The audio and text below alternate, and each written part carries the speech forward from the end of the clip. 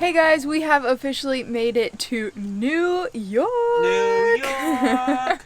And immediately we started getting cut off in traffic and we got some bagels and Yeah, and it was terrifying driving through the city, but Billy did an amazing job. Absolutely Honestly, amazing. I probably went through more of my brake pads on the truck in that short time of driving from the city to Long Island than the whole rest of the trip driving up the East Coast. So we didn't film much because honestly I was kind of getting not seasick, car sick. But we did make it. We're here. We're super excited to spend a good amount of time here with Billy's dad and brother and friends. And we have a lot of stuff planned. We're also going to be doing another little round of like renovation for the truck camper, mostly external stuff, mounting some rough country off-road lights and our Zamp solar panels and a buck stop bumper on the front of the truck and brush guard. And in all those miles, we found a few things wrong. So our holding tank leaks below the floor. That's a disgusting one that we got to figure out. Why do we always have poo problems? Our refrigerator still doesn't work. It like kind of gets cold, but not really. It's like cool to the touch, but it's not cold enough to keep food in. So that is another thing. We've been researching a lot of that, and it sounds like we might have to burp it, like take it out, leave it on its side. Oh, and I read sit upside down. Because the ammonia can get like a buildup and then it clogs the pipes. So hopefully that will work. We got some mail as soon as we arrived. What do you think it is? Mail time.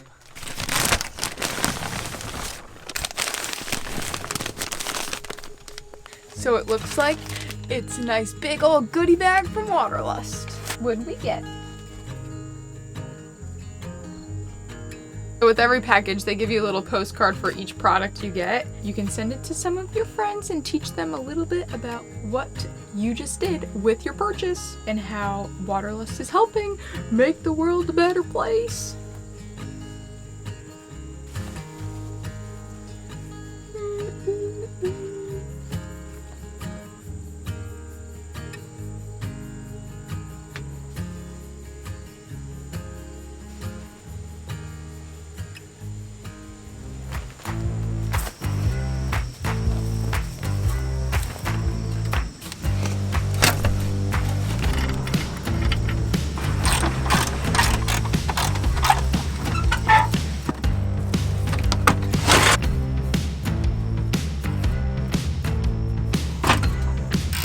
Day 2 of taking this thing off.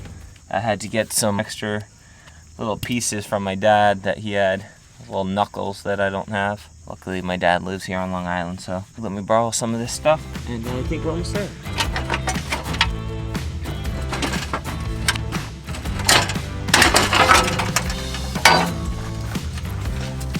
Nice. I guess my drill's broken.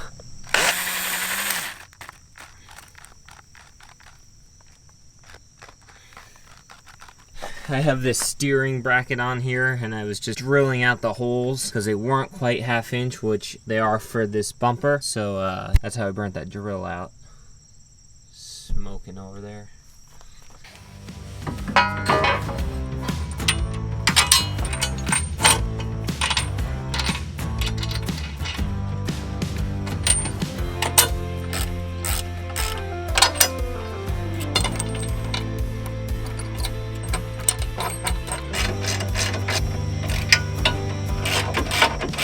Take a step back and make sure this is all nice and even. Looks pretty even to me.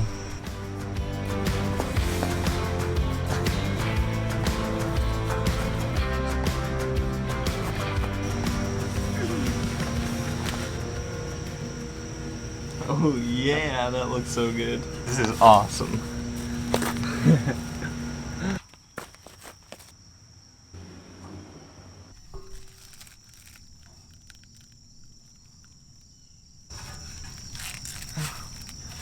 Can you help me out?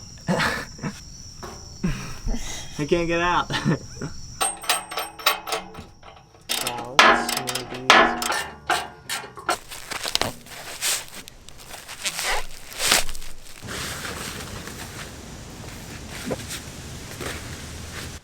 It looks so good. We finally got everything on.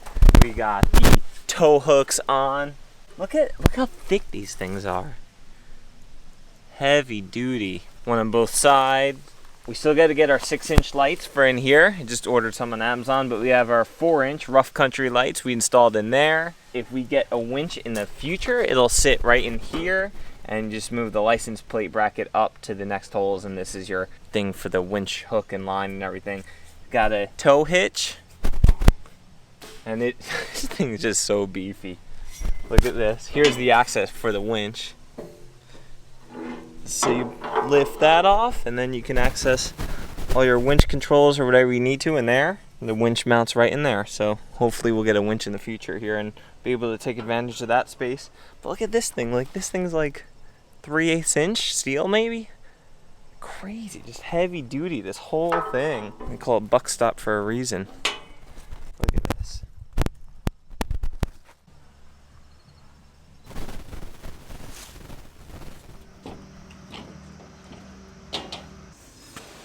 In 10 minutes.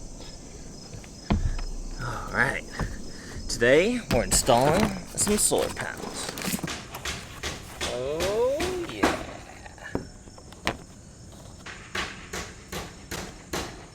Oh baby, there we go.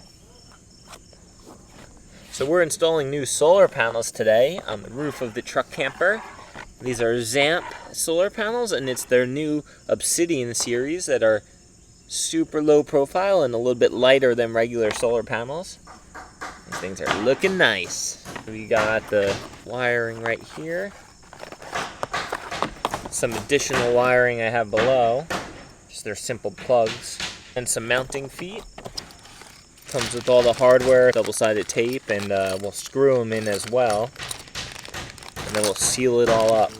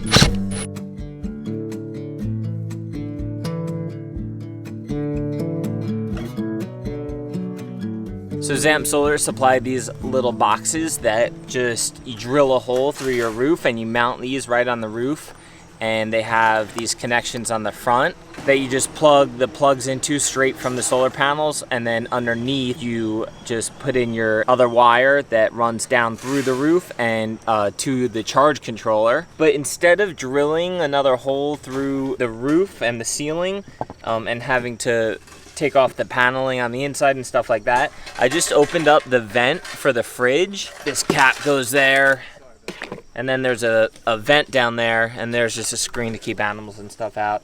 So I just opened that up, and I'm gonna just mount these boxes like right inside the vent, like in this space, maybe right there or something.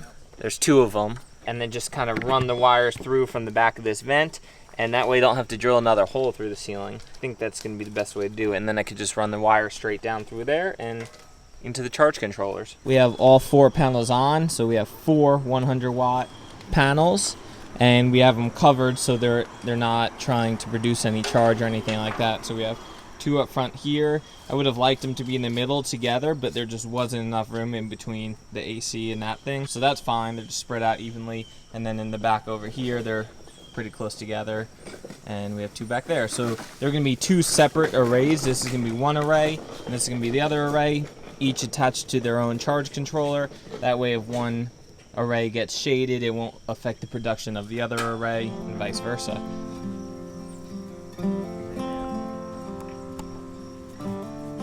Zamp Solar also has these Y connectors that make it easy to do this kind of thing as well, but I thought I was going to be using these boxes how they're supposed to be used, but I think I just found this simpler way, and we don't have the Y connectors right now, so I'm just making do with what I have, and I think it'll work out well still.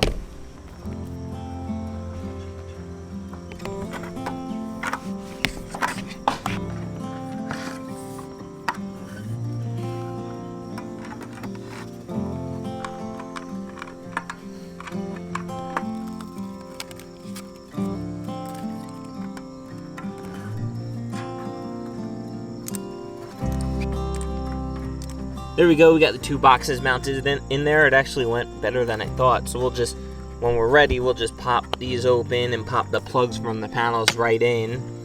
And yeah, we gotta wire the backside of this first though. Backside of these 2 boxes straight to the charge controllers on the inside. And then I'm just gonna close this up here, and then I'll just kind of zip tie it back closed with little mini zip ties to the rest of this stuff.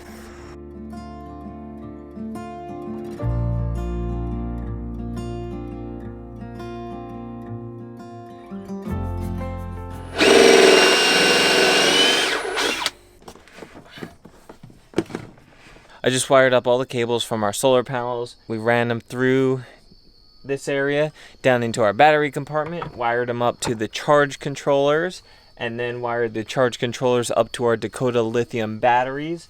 So we're all wired there. I'm going to go up top and plug in the solar panels, and it's a little too late to probably produce any solar, so we're going to have to test it tomorrow morning.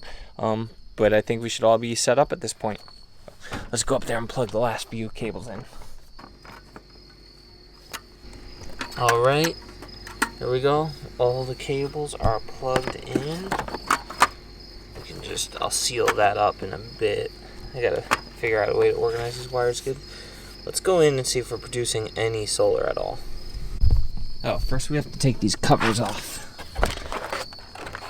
I just kept those on to make sure that we weren't producing any solar energy while I was making all those connections and everything. These things look good. So we have all our panels connected. It's finally a sunny day. It's not night, so we can actually see how they're performing. One panel is just a little bit shaded because of where we're parked under a tree right now, but all the other 3 panels are not. So like I said before, we have 2 separate arrays, one on each charge controller. So this is one charge controller. We're producing 47 watts right now. And then if we click on our other charge controller, 51 watts on that controller. So we are making some energy. We're charging up our Dakota lithium batteries right now. This is just another way we can see where our batteries and our whole system is at. We don't really have to plug in unless we need air conditioner, or for some reason we have a bunch of cloudy, rainy days in a row. Maybe we have to plug in to just top off the batteries. We still have one more way we can charge these batteries, and that's when the truck is running. And I have a DC to DC charger to allow that to happen, but it's just not hooked up yet. So if we have that hooked up, we basically will never have to plug in unless we want to use the air conditioner. So if you guys want to see a little bit more about when we installed the batteries, I'll link to that in the description below. Thanks so much to Zamp Solar for hooking us up with these low profile Obsidian series solar panels. So we'll link to them down below as well. And a huge thanks to Buckstop for making our truck look really freaking cool and actually getting rid of that rusty old bumper and brush guard. We'll link to them down below as well. That thing looks so freaking cool. We're attempting to remove our refrigerator in our truck camper because it hasn't been working. It's been getting cool, but not cold. I mean, the freezer gets cold, but it should be frozen, not just cold. And in here, it's just not quite, it's not cold enough to keep food. It's been hot out, except for the past few days since we got back to Long Island. So it's been cool out now. You can see I'm wearing a hat. It's like 70s. Get it? It's actually like a low of 55. I know. I'm kidding. 70's cold for us is what I was joking about. Oh. It's been cold, so it's not that difference, like the outside temperature versus what it should be in here. It's like 60 today, and still just not getting cold. And we put this question out on our Facebook group, and you guys came out with a lot of great things to check out. And one of the consistent things is burping the fridge. So the coolant in this fridge, or whatever you want to call it, the refrigerant, is actually ammonia, a type of ammonia. And supposedly if you were on a lean, or if it was sitting for a long time, it can get clogged or something. So if you take your fridge out, let it sit upside down for a day, then that could, I don't know, could fix the problem. So we're gonna give that a shot. If not, I think we're just gonna try to replace it, maybe even with like an old, like just a regular dorm fridge, and just run it through the inverter on AC power. Everything else checks out. I mean, we've tested it both on propane and electric. It only takes AC power. It's not a 12-volt model. But anyway, everything checks out. It's got all the proper voltages where they should. When the propane's on, the propane's lit, and all the lights are on. Everything checks out, except the pipes in the back. It seems like some of them are hot and some of them are not, which would explain maybe there being a clog in one of the really? pipes. Some of them weren't hot? Yeah, I felt some getting hot, but not super hot, and then the rest of them were not nearly as hot. And I could feel in one spot right where it was, basically. So we're gonna burp the fridge. So again, thank you all so much for replying to my post on Facebook. If you guys aren't following us on Facebook yet, make sure you go check us out. Tula's Endless Summer. That's us.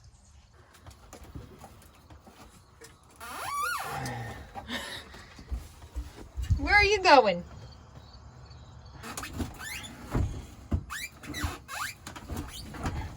Are you gonna be strong enough to carry it without denting the walls? No guarantees on that part.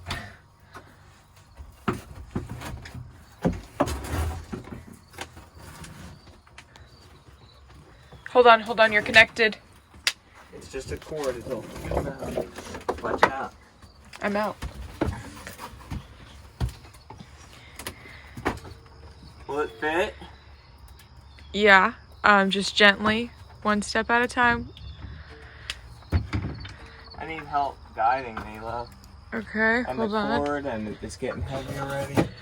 Okay. Here, can you grab the back somehow? Yeah. Okay, phone, you're going down. All right, so we burped our old fridge last night, and it seemed like it might have been getting colder a little quicker than it was. But I told my dad what we were doing, and his friend just bought a trawler, and he just upgraded his fridges in the trawler, and his old one still worked great. They were just getting kind of old, but it turned out to be an exact fit of our fridge. So we're just going to replace our fridge with our friend Gary's old fridge, and our fridge could run off of AC power or propane. This fridge doesn't run off of propane, but it can run off of DC power. So with our Dakota lithium batteries and our Zamp solar panels, we're going to have plenty of energy to run this fridge off of DC or AC when we're plugged in.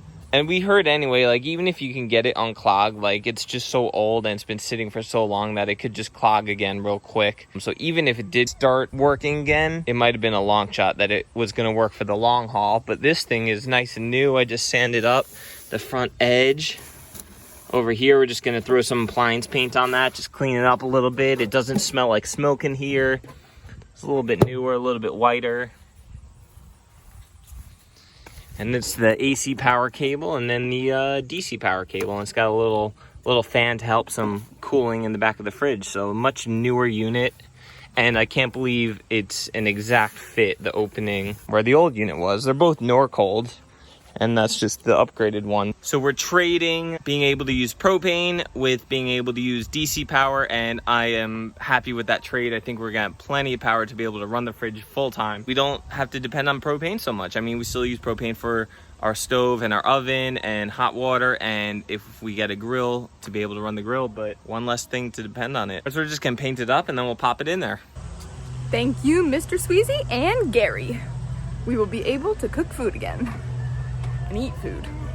How'd you do? Good. Looks awesome. No more rust. And check this out. This is our original door that you had painted to match the whole inside, but it fits.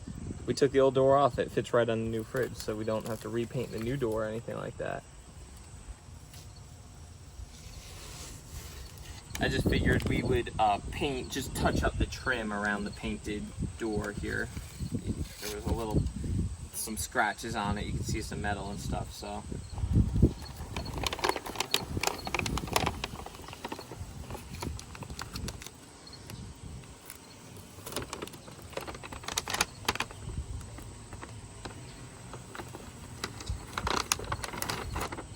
This literally could not have worked out any better. Shh, don't jinx.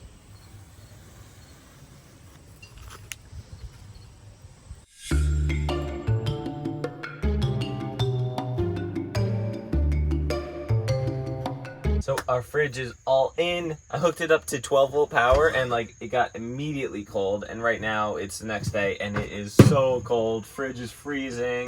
Read me the temperature. 30 degrees or something. I turned it down a little actually off the coldest setting.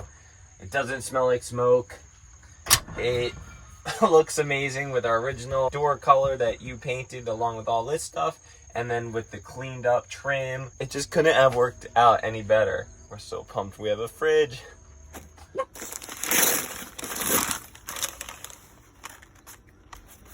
Ooh, yeah! I'm a whale shark, and if I just kind of want to blend in to regular society, I'm the abyss. I'm the deep blue ocean.